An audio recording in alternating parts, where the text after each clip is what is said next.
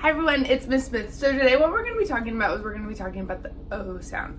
And we know our letter O, and we've learned O for a while, and we know it can make a couple different sounds.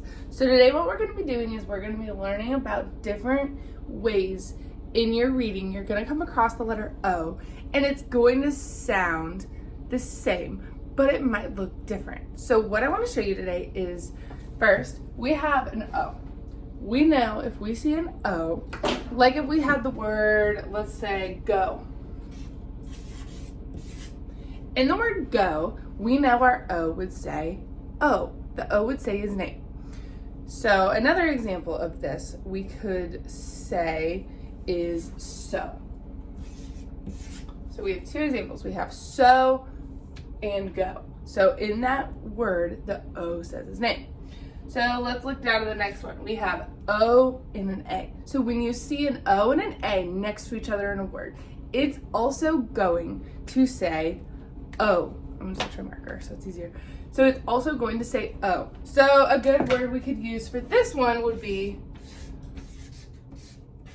soap. So let's underline the O and A in here just so we can pick it out a little easier. So it would be soap. So we know that the O and the A, when they get put together, they kind of turn into like a team and they make the O sound. Okay, let's look down here. O-E. Whenever we see the word or the letters O and E, they're like a team too. And the O and the E are going to work together and it's going to say O. It's going to say O as well. So an example of this word we could use is toe. Toe. So let's underline the O and the E. So when we see it, it's toe. Toe. So the O and the E are a team and they work together. The last one is the O and then a letter and then an E. This is our sneaky E. We have practiced these. So sneaky E also says O. And a sneaky E word we could use, let's use the word stone. So we have O and an E. So it would be stone, because that E on the end makes that O say his name. Okay, so let's review.